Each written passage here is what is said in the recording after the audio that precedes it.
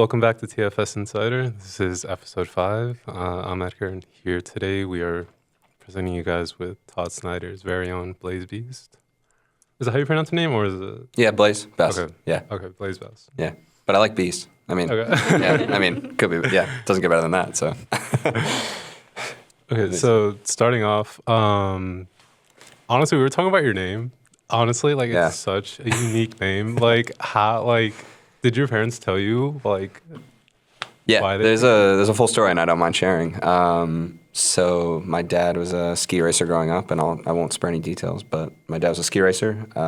He raced against somebody named Blaze Colt, also a cool name. And, saving that in his head down the line for, like, if I'm going to have a son, that's a cool name to have. So fast forward, I'm going to be born, or, before this, and my mom gets the approval. She gives the approval on Blaze. And, like, I don't know what the timeline was exactly, but more or less my dad all of a sudden gets cold feet. And he's like, well, what if he's not because Blaze, let's be honest, stereotype. It has, like, I know I'm not living up to it, but, like, it's a rock star name. It's, like, got this whole energy. He's like, well, what if he's, like, a chess player? And he's just, like, his aura doesn't, fit, like, the Blaze name. So the safe name was Brandon. And that was how I was born, Brandon Jackson Best. I was kind of a maniac on a bicycle. I loved two-wheel everything, so I was riding a bicycle when I was young, jumping off things, all that. I got a dirt bike when I was 7, and I started racing right away. And went to the racetrack. And before this, like the year before, we go around the family table, and my sister Taylor, what are you going to be? This is what you're going to be named if you were a boy. And it's like a family name Jonas. And instead of my female name, it was, oh, you were almost named Blaze. No connotation, no understanding as a 6-year-old what that meant, but, like, that sounds really cool. So I loved it. I obviously reacted really strongly. I do have a memory of, like, getting up and, like, throwing my hands up and being like, what? Like, what happened? And, like, run around the table and probably making a whole deal of it. And so my dad remembers that and suggests at my first race, like, oh, you could just have, like, a racing nickname. It's not a big deal. It's not like this is, like, legal or anything. So signed up as Blaze just for fun. Then it's weird when you sign up and you go back the next week, you meet all these new people, introduce yourself as Blaze because that's what's on the sheet, and then you go back and you're like, now I'm Brandon. So I kind of just adopted that name for the year as, like, on weekends I would go racing and I was Blaze. And then for my 8th birthday, get picked up from school. The following year, my mom just hands me a manila envelope. It just says, how's your day? And I'm opening it and it just says, legal, state of Massachusetts, legal name change, Blaze Brandon Jackson Best. So she changed it, didn't ask me. It was, like, the best gift I've ever gotten. And then I feel like, honestly, as stereotypical as it sounds, as fake as it sounds, I feel like I kind of became myself that year. And then the fun, like, what I like telling to people is I lived, like, a little Hannah Montana moment where I didn't tell anybody at school and, like, hockey and other sports, like, that my name changed. I just didn't want to go through that local, like, kind of pressure of, like, hey, guys, call me something different now. So on weekends I was Blaze, and I'd come back into family, like, true family, I was still Brandon. Like, extended family, but my inner family started to call me Blaze. And at school, I was Brandon, and then I would just go off for the weekend and be a different person. So yeah, I lived a little bit of my Miley Cyrus life. It was fun. But yeah, thank you to my parents for giving me that, to giving me that opportunity, that name. Yeah. That's such a cool story. That was so cool. I feel like that fits you. Like, you're a designer in New York, like Blaze Best. I think that sounds really cool. I appreciate it. I definitely get comments, and I'm always trying to be humble, but I definitely get comments about it. And that makes me, I don't feel the weight on my shoulders, but I do think there's this, like, well, that's such a cool name to maybe have a brand, or, like, what are you going to do with that? I'm like, oh, I know I should do more with it than I'm doing now, but yeah, something to build off, so. No, well, I guess it feels like it varies, because I know, at least for, like, people that are, like, into fashion, like, hearing that, all right, you're a designer at Todd Snyder, like, people are just like, that's immediately so cool. But, like, people that, like, aren't in, like, the industry or have the knowledge, they're just kind of like, well, you make clothes, you're not, like, a BMX person, you're not, like, doing all this cool stuff, but. Okay, honest opinions, though, because everyone's like, well, that's a great name, but I think it almost sounds stereotypical. It almost sounds like too much to be a brand, like, is it Blaze? So do you think that's over the top, or would you, like, buy into the idea of a brand name Blaze or Best? Like, Best is like, come on, that's, like, too much. Like, honest opinions, because I think sometimes, like, I don't know if I would even call it that, because it's, like, leaning into something that's too obvious, when something's, like, too obvious to do it. Maybe I'm overthinking it, I'm sure I am. But No, I can definitely see how people would be like, oh well, best is in there, and then it's just like yeah, Yeah, like that aspect of it, that yeah. aspect of it, like, Yeah, but I yes. mean, I guess if they do see the name, they're probably gonna get that like preconceived notion, and then I mean, I think like your aesthetic, because not gonna lie, I was like looking at your Instagram and your portfolio and all that. I feel like it's not like so loud, like in your face. It's Yeah, more like subtle, very like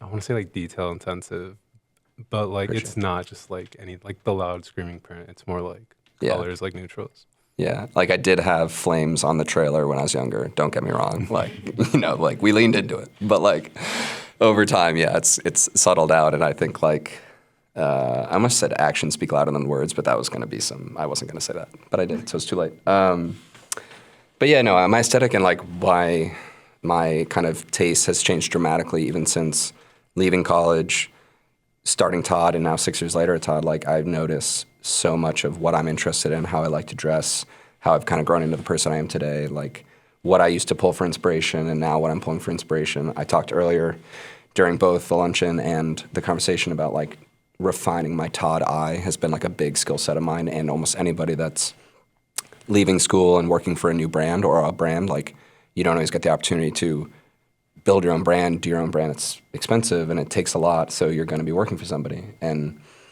during school, you're given a lot of projects, but they aren't always based around something that already exists. But when you go work for a company, you have to learn to design for that person or that brand. So I think he has been a big factor of me kind of like finding what I like. So I attest that to him, which I'm appreciative of.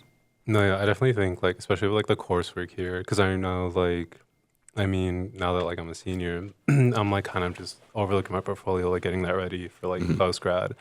And like I didn't really find my aesthetic until like sophomore year. So like freshman year, like all my projects were just all over the place, Yeah. which is like good because it like shows that I can do like different areas. But I know like with specific classes and like projects where we did have to cater to a brand, like that was always the area. Like generating ideas, I was just like it's so hard just because it's like I know a specific route I want to go to, but like that brand necessarily doesn't cater to it. And so then I'm just there like kind of struggling to like think for that brand rather than like thinking for myself. So Yeah. I think the juxtaposition of it's a great challenge and it's tough, don't get me wrong, but like having a brand in mind that you might like, you may like the vision or where they have been or where they're going, but sticking to who you are is still really important. And I think that's what will show great creativity or great imagination or great understanding of the business if you're more on the business side, is being able to bridge that gap. It's not easy, don't get me wrong, but like I know we talked about it several times today, but like having that ability to still keep your personal touch, but do it in the mind's eye of a Ralph or a Tommy or a Dries or anybody. It's that's why I worked hard on refining it, because it's not going to happen overnight. It takes time to find your own style, let alone then understand how you can apply that to somebody else's. So tricky, but yeah, but a fun challenge. So. yeah. Yeah, I guess that kind of leads us to our next question, but like I know you were just talking about like how designing for someone else can be a problem when you're not really like doing that in school, but were there any other adjustments to working after graduation, not just with specifically design, but other aspects of your life? I think moving to New York is always a big deal regardless. Like I didn't grow up in a city, so that's a select few people.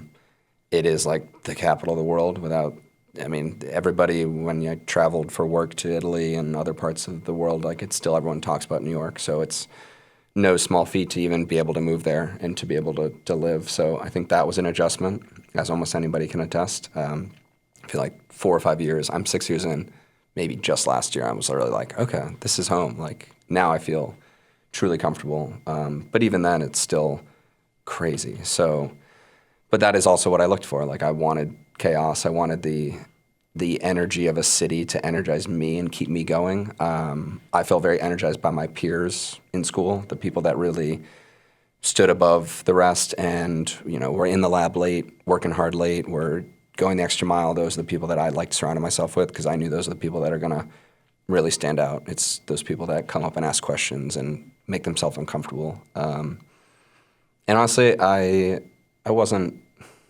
quiet nor loud in school, but I think I do have an opinion, and as much as you need to voice your opinion, you also need to know when to listen. And I do remember like early in my Todd career, being maybe like, okay, let's digest the room, digest the feeling of what he's thinking and what Cole and what other designers are thinking before and like internalize that and then come out with a response that maybe you just need to not say anything, but maybe also if you're strong about it, like you go and say something. I've been told, and I've been grown on the idea that you're not going to win every battle, and there's only so many hills you can kind of die on every season for things you're really passionate about. But they do want you to be passionate about things and be creative because that's what they bring you on for. Kind of derailed from school related things, but I will say that the workload kind of management is a lot. I think being on the design side of Ames as well as the AMD side was a huge benefactor for me. There was a course specifically, but just in general, you're doing lots of projects where you're kind of multitasking or juggling multiple things, and that's what the real world's like. So going to work and knowing you have multiple big things going on and you have to give them their own equal amount of time to get them done, like that time management is a real skill that you learn either in the workforce or you learn here if you're, good about how you can juggle course credits and all that.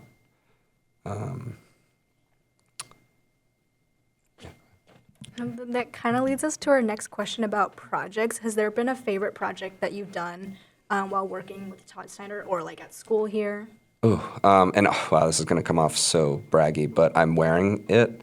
So this was a sample for our runway show that we showed in Milan, and it was the second iteration, but we did a project with the Met that came about from an industry connection. Michael, who is on our creative team, has a friend that has worked at the Met, and they're actively doing collaborations.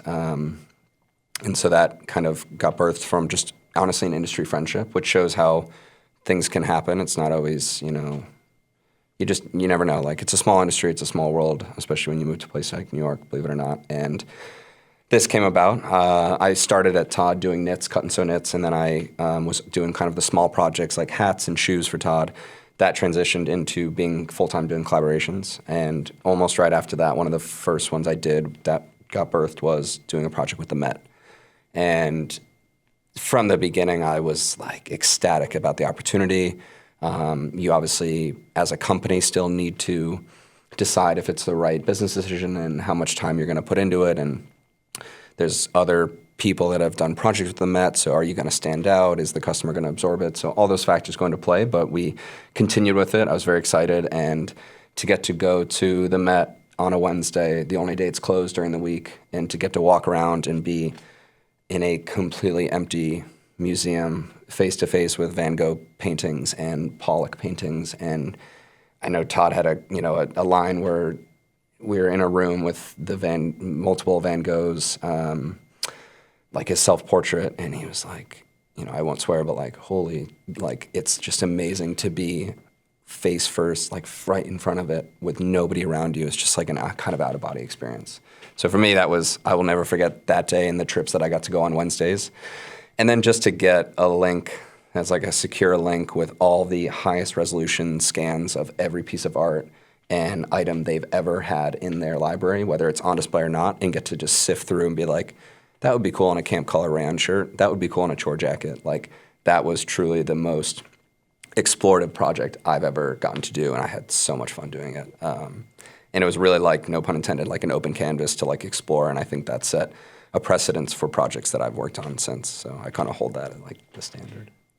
Okay, I'm so curious now, but the shirt you're wearing right now, Yeah. is it inspired by a specific painting or? It is. It's actually, I could be slightly corrected, but it's a Van Gogh that's not that well known. It's just called Shoes. And it's just in the archive of, the Van Gogh works specifically, a lot are owned by the Van Gogh Museum, but several are owned by the Met or have ownership of. So this was a second iteration where we did just Van Gogh pieces, and they look like a boot we carry. So I thought it was really fun. It was like a random men's shoes that he painted when he did, and it kind of looked like the desert boot we just came out with. So colors-wise, it fit really well.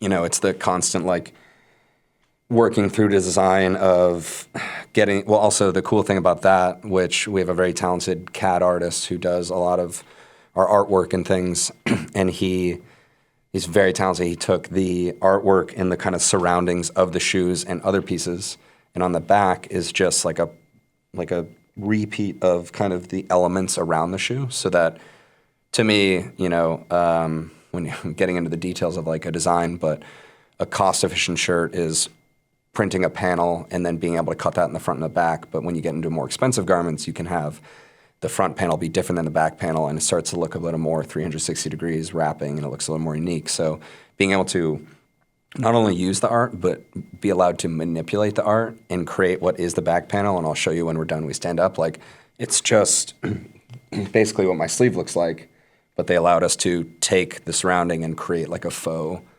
extension of if the painting like ran off the page. So just small things like that to really elevate it and take it to the next level is like where there's like a lot of fun in it.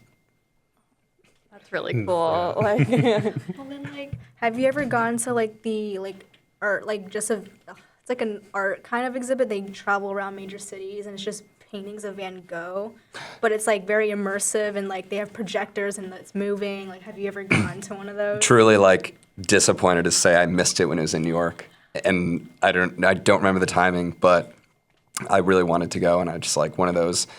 I'm so lazy sometimes and such a homebody sometimes where I just like don't get out as much as I should, but I missed that one. But I have gone to as many museums as I can, and I think the fun part about this was like the Met has so much to offer that I wanted to kind of continue the project. We've paused it just to keep it special for the moment. But like the idea that any wing in the Met could really turn into a project like the Egypt wing interested me so much, but we haven't touched that yet. But kind of leading into like inspiration comes from everywhere. It's like really fun in the collaboration world to be able to take. The reason I love collabs is because you take two brands and you're basically making a child between them. And it's like a lot happen these days, but the ones that stand out, you can tell there's like a real DNA that's shared and there's something like special being created. So, yeah. Kind of just like off the top of my head, is there like a brand that you would just like dream collaboration? Like, Ooh, dream collaboration. I think one of the coolest for Todd, or like me and Todd, different answers. For Todd, even though it's almost like too predictable, I think like a Margaret Howell that does kind of a look that we always go for, very classic, clean, consistent every year, and to do Todd's take on women's wear for the first time through their lens would be really cool. I just think that would be a fun, like, we've played around with the idea of adding women's, maybe acquiring a women's brand and kind of combining. It's a big lift. It's a whole extension of the brand. We're already like a tight crew getting a lot done with not enough bodies, but that would be like really fun to see how the women's wear market reacts to a brand that maybe their husband or friend or boyfriend has been wearing, and to see like that reaction. Like, I always push for our New Balances to be sold in smaller sizes so that we see if women gravitate towards it. I think there would be that audience, but we have to buy smartly, so it doesn't always happen. And then personally, if I could dream, like Todd X Jill Sander would be. oh, that would be Just the beauty and aesthetic and simple lines that are just like elegant, I think would be so cool. So we're starting to head there. We're definitely influenced and like really fans of the brand, but personally, I think that would be gorgeous. So, yeah.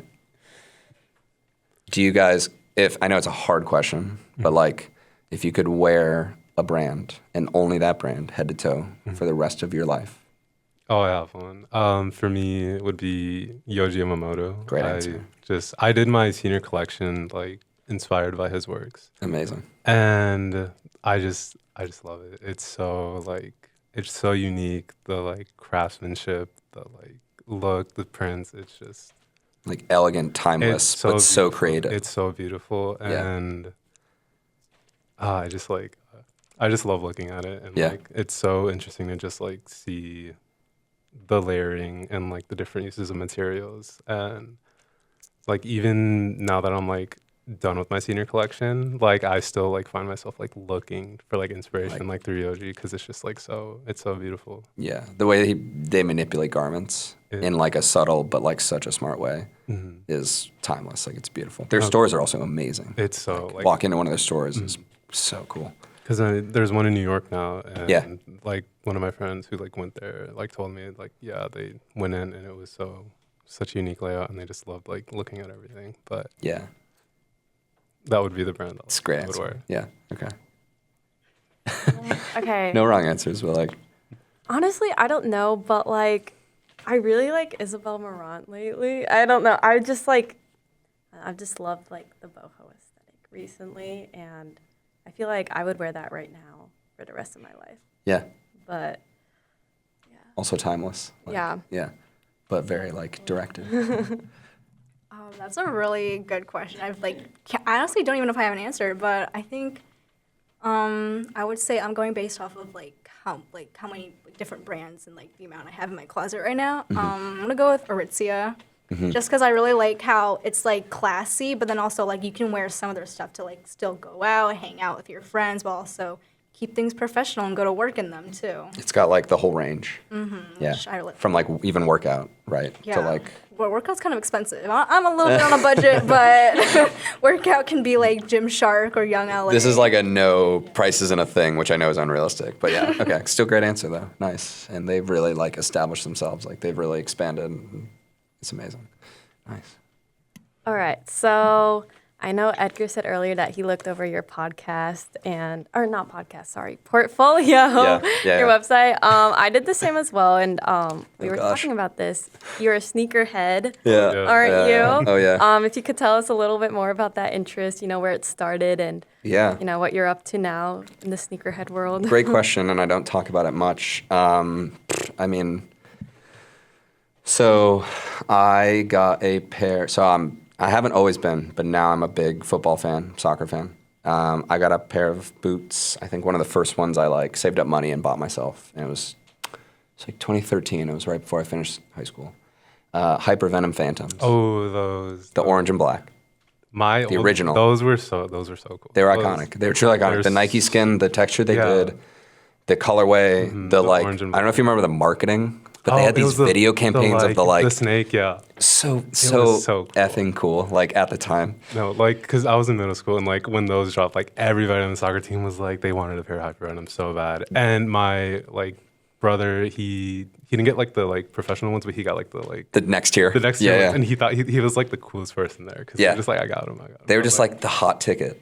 So those were like, I remember physically where I was unboxing that shoe, putting them on, going out in the yard and like juggling and just like having a visceral moment of like, this is so cool. Like these gave me a physical feeling, like an excitement. And at the time, so my dad's always been an industrial designer.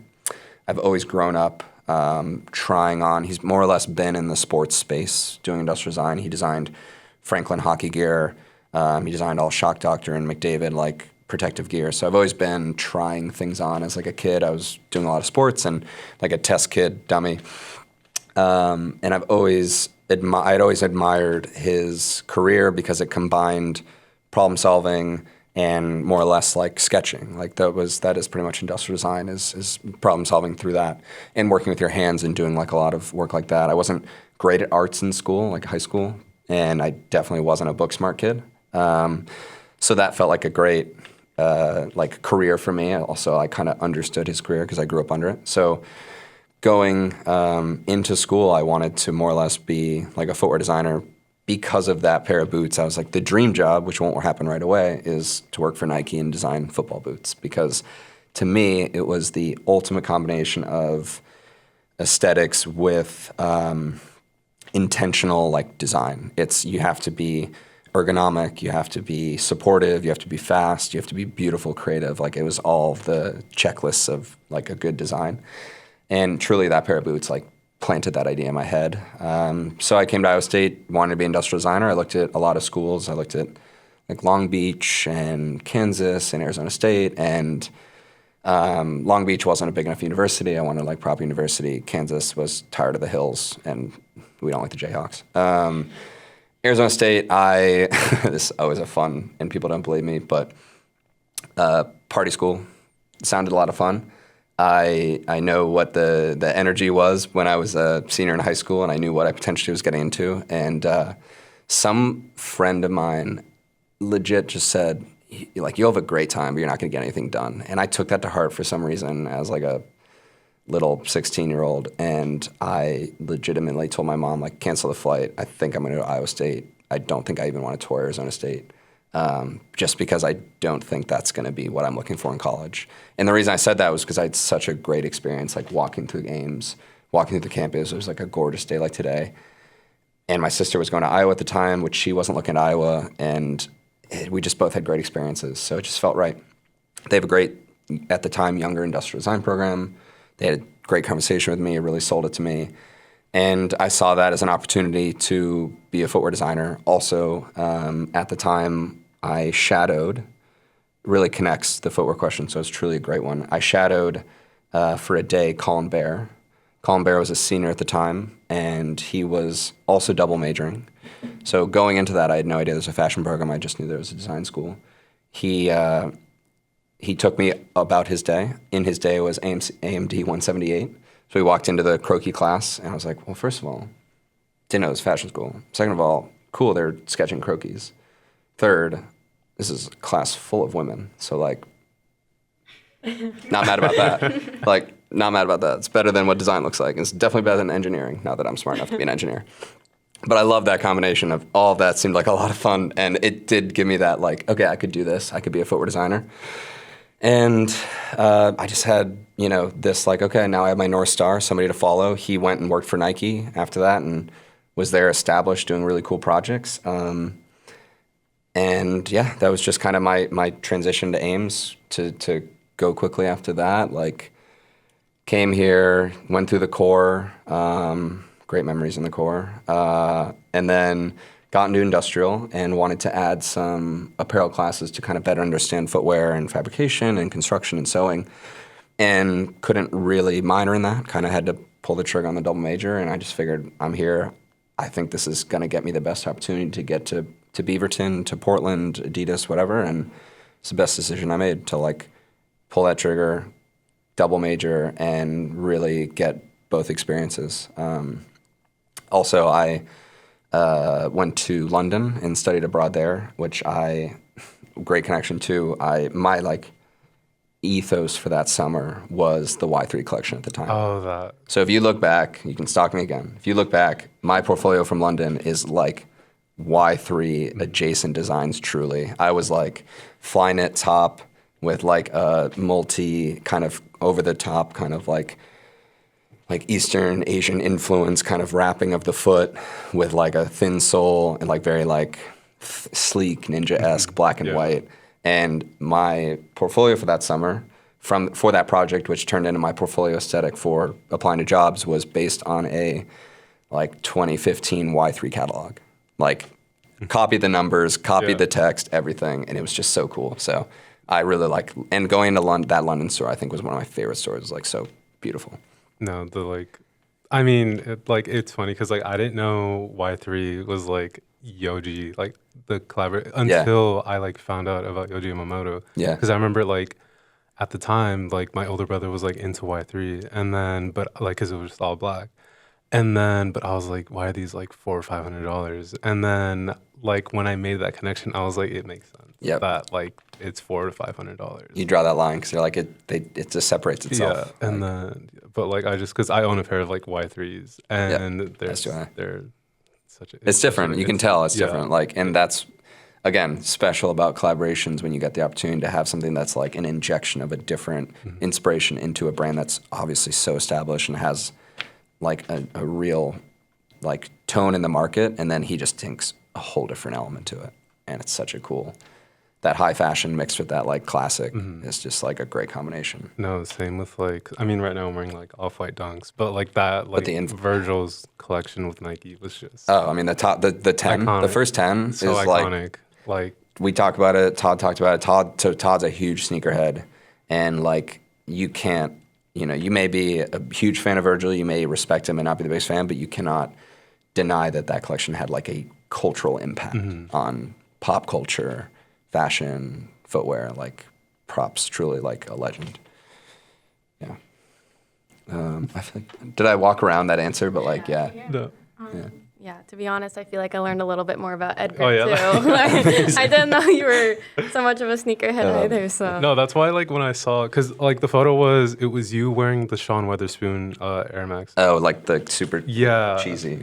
Yeah, and then you like were in front of the rack, and then because I was just talking to like I was listing all the shoes because you had like 2 white Air Forces, you had a pair of acronym Prestos, you had like Oh, the acronym a couple. Prestos. Those were such a good shoe. Like I love them. So cool. I think you had a pair of like the React like Flyknits, I think. Yep, sleepers. You Yep. had like what else? You had 2 Air Forces, the white ones, and I was like, one's probably a clean pair, one's a dirty pair. Well, one was the John Elliott pair. Oh, okay. And one was the classic pair. Okay, yeah. And he did nothing but add insoles that actually made it comfortable. And then he debossed the swoosh instead of embossing like a piece of leather. So I was like, subtle, but props. But then If you could see my wall, I have too many shoes, as does anybody that enjoys. But like, I have a wall in my apartment that's all my clothes, and one whole element is just shoes. And I'm like, I have such a problem. But it's a good problem to have. But it's such a problem. okay, well I think because right now it's like almost 7, and I know you have like a dinner I mean, 7ish. don't rush. If you have any But- other questions, this has been fun. I guess we just have one more topic, and you have touched on this a little bit, but do you have any favorite designers or any inspiration right now? Any inspiration right now? Yes, and I'll throw out a few. I think, again, like the elegance of a Jill Sander, I'll just touch on, is beautiful, timeless. Aura Lee is like a really clean, very cool, almost like for a guy that's not very tall and garments don't look like beautifully, always kind of elegant on. They have a lot of like really smartly cropped styles that aren't looking cropped. I'll selfishly plug, I do love what we're doing at Todd. I love wearing the product. Let me think. It's like I should have that like 1, 2, 3 checked in. I should have more. But honestly, not a designer, but talking on sustainability and on like finding inspiration, like vintage shopping's great in New York. I love vintage shopping. It's always interesting. There's a handful of places I love going consistently and seeing what they have, like latest update. Yeah, that's all that's coming to my mind. I should have so many more. What else? Alongside Aura Lee, there's a brand called Lady White. They have pretty beautiful, like elegant kind of simple classic knits, woven shirts, all that. Yeah, that's it. That comes to mind. But we really pull from, I would say a lot of my favorite brands come from research for work, which is cool. I do kind of live the aesthetic of Todd, but the people that work there wear the product, but they wear it in all different ways, which I think is really cool. The reason I love the brand is because it's classic menswear, but you can pair it with totally different looks. It might be tougher to pair it with like a Y3 look because that is so specific, but you can dress it up in so many different ways that you could throw out a brand and I could probably take certain elements or certain garments from our collection and like create that kind of look. So yeah, I find a lot of inspiration from research, which is fun. It makes work fun. All right. Well, I think that's all we have for you today. Thank you so much for taking time out of your busy schedule and talking with us. But yeah, we hope you enjoy our fashion show, and we're so glad that you were able to make it. Thank you for having me. This was a lot of fun. Thank you so much. Yeah. Yeah, have a great rest of your weekend here, and then, yeah, we'll see you at the fashion show next weekend. Absolutely. Yeah. Thank you.